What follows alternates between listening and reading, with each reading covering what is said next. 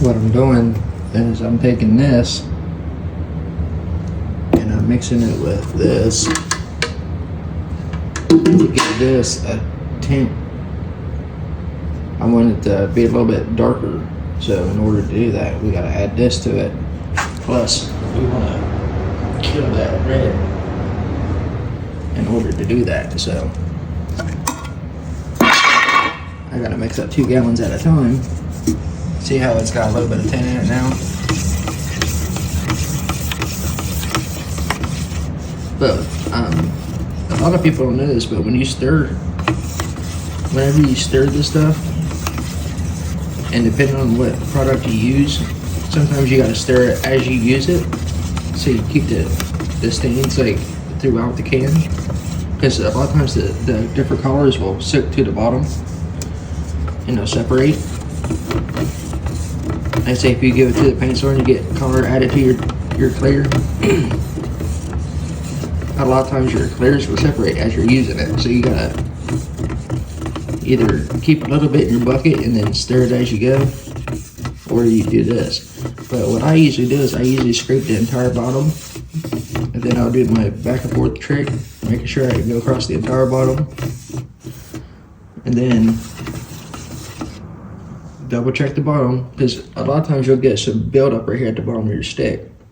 See, there's no buildup. They might have shook these before they got in here.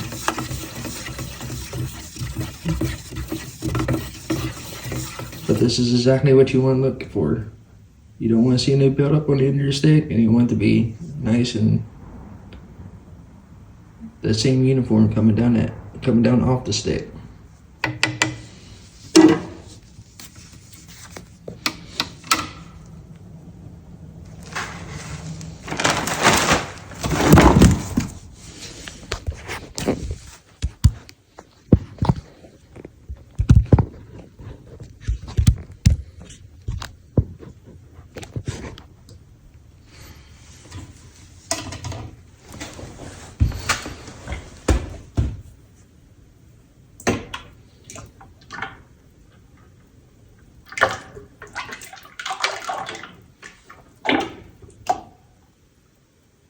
We're only mixing up 2 gallons at a time.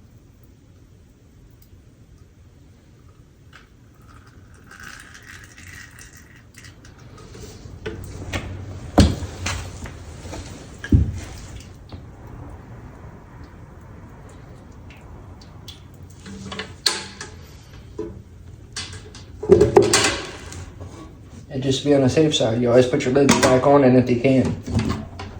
Keeps the fumes down. But the first time we did it, we used this much. I would say about this much. And now it's down to about right here. So I'm gonna add just a little bit more.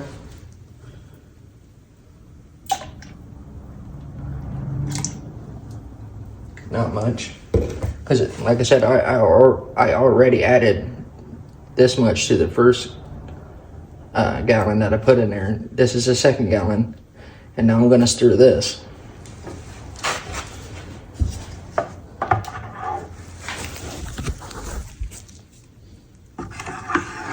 Same thing across the bottom. And see how those ripples are coming? That's what you want. You want everything to be broke up. And then you get it going one certain direction, and you do it the other way. What that does is it mixes some particles up.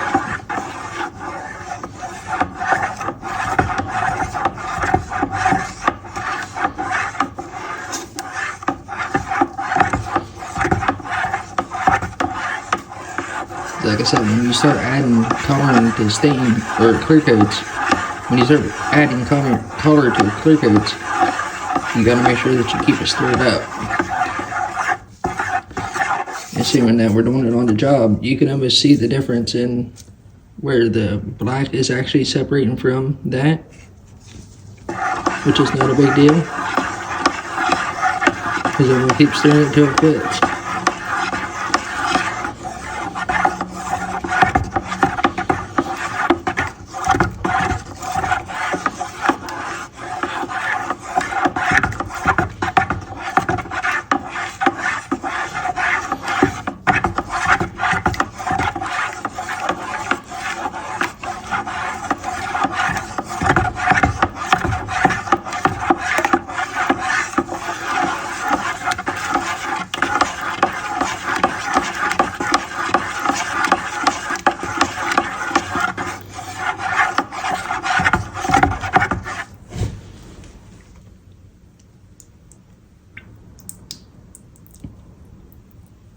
exactly what we're looking for.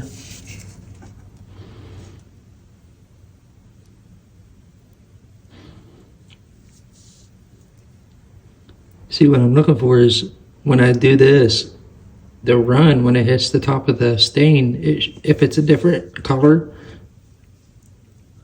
on one end of the stick and not the other, it'll leave a line where the drip was, but it's blended pretty good, so.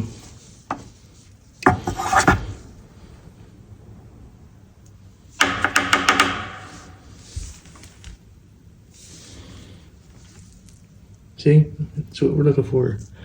It goes from clear to we want to darken it up. It's kind of like tinting a window. The only thing is you got to know which stuff to put in it. And this right here is an oil-based product. This is an oil-based product, so these varnishes will interchange. He has some of that product that we had the other day. It was latex waterborne stuff, and he tried to add some of this to it, and this separated, it fish-eyed in it. It wouldn't mix up right, so he ended up taking what we had back and got this, and you can see it mixed up well. Because before, anytime you deal with paints like this and you're trying to interchange stuff, because like I said, this stuff's so hard to get now. When you start dealing with latexes and varnishes, like, because what they want you to do, they want you to put an oil-based stain down and then put a latex finish over top of that. But what they don't understand is a lot of times they fish-eye and they orange peel and stuff like that. So in order to do that, you got to stick with all oil-based products, oil-based stain, oil-based finish, and they're hard to find. So you got to do what you got to do to get the products just to get through. But hopefully they figure it out, because it's been a bear for the past couple of years trying to figure this stuff out. And some things you just can't get away from when it comes to oil-based paints.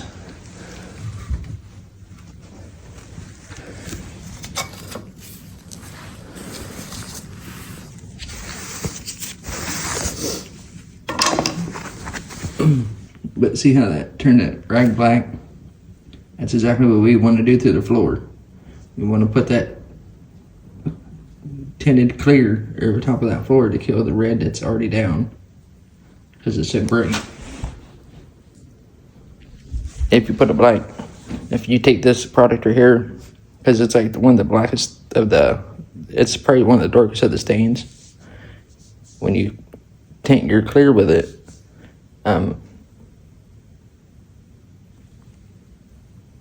yeah, it's probably the darkest for sure. Outside of, like, they actually have one that's black, but it's not called black. I think it's called, man, what is the name of that? It starts with a T, but that one's a Miss Black. But you can put this over top of it and it'll kill that red. That's the whole point. We want to get rid of that red color and try to blend in all the bold spots where there's no finish on it. And because we already went through there once and stained it, and now I'm going to go through there and put this over top of that. This is the second step to that process. But hit that subscribe button, hit that like button. Don't forget to leave a comment, tell me what you think. Love you and God bless.